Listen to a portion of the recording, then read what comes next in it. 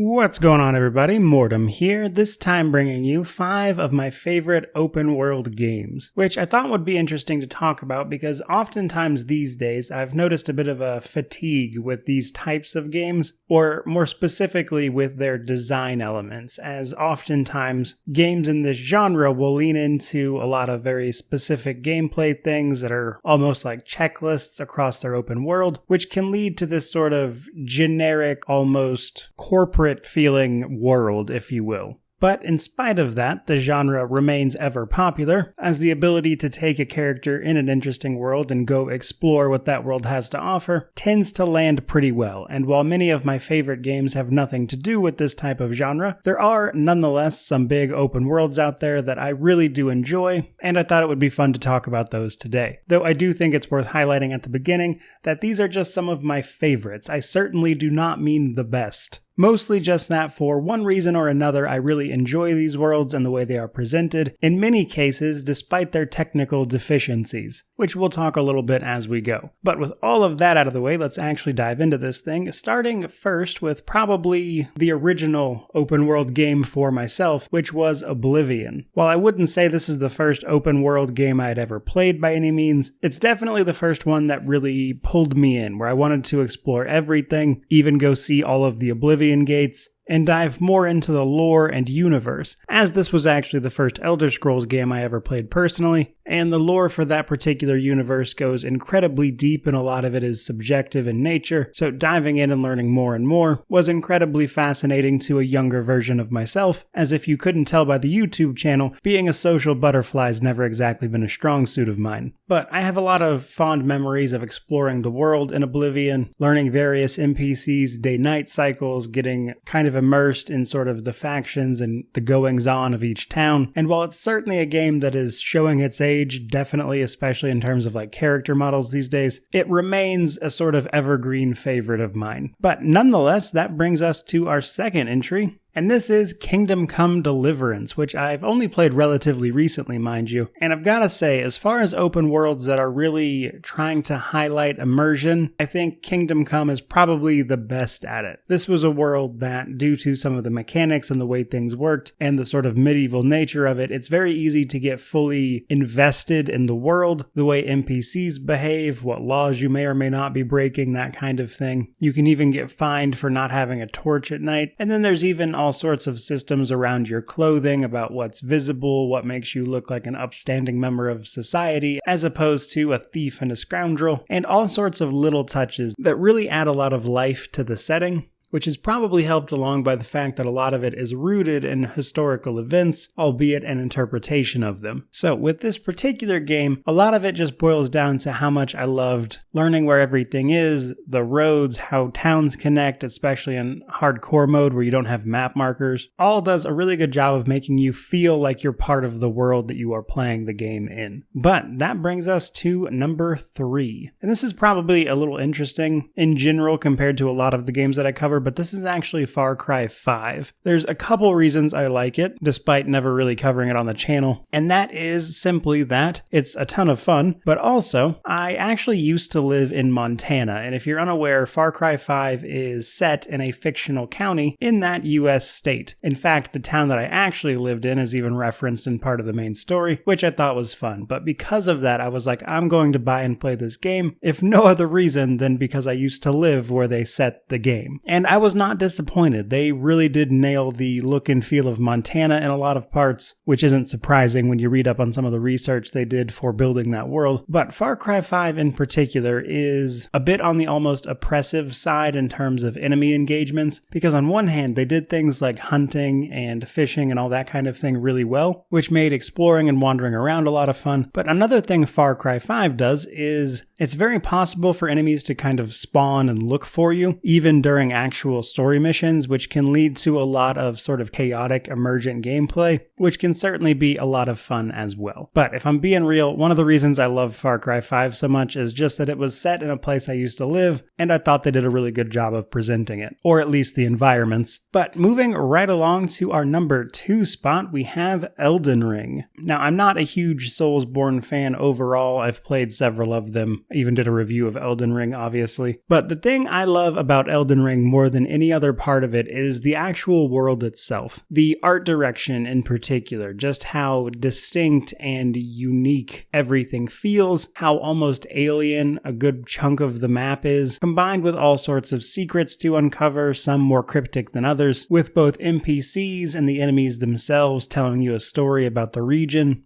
And then a little later on, you can even take part in some events that alter the landscape a bit, which then gives you access to other areas, all of which was pretty visually stunning. And while I do like a lot of what Elden Ring does in terms of its actual game mechanics, probably my favorite thing about playing it was simply exploring, seeing all the crazy unique stuff, fighting all sorts of crazy bosses, a lot of which are hidden away in various little side dungeons, made for a pretty fantastic experience. Again, where honestly just seeing the sights was as much a reward as the actual reward, which was usually a weapon or the ability to improve a weapon or armor, that kind of thing. But for me, it was all about simply the strange alien nature of both the lore and the physical world. But that brings us to our number 1 spot, and while these have not been in any particular order, mind you, this is a relatively recent title, and it is actually Hogwarts Legacy. Like a lot of people, I read all of the Harry Potter books when I was young, and I've also played a handful of very underwhelming Harry Potter games over the years, so the premise of this big open world that you could explore, become a student at Hogwarts, that kind of thing, it's more or less what you would want from a game in that universe. And on top of that, it actually turned out to be pretty good. But I will say, what I enjoyed the most about this particular open world was just all of the little touches from the books themselves and sort of the lore of that universe, if you will, that they managed to put on display in the game. That being all the stuff around Hogwarts and Hogsmeade, the nearby town, and just some of the little touches in and around. Now, one thing I will say to the game's detriment, though, is that you don't tend to interact with it a ton on your level, in the sense that you won't really be interacting with random NPCs, there's not a justice system, you mostly just run around and look at things, all while looting and grabbing pages which will give you lore about the things you are seeing, etc. And while it's a fantastic world in that regard, I do admit it would have been more fun to actually interact with things a bit more outside of the more dedicated gameplay stuff, which tends to be a bit more on the traditional open world side, which I mentioned a bit at the beginning of the video. But more than anything, I was just impressed that they managed to actually stay true to the source material here and put all of that in a video game in a way that was fun to explore and see for yourself.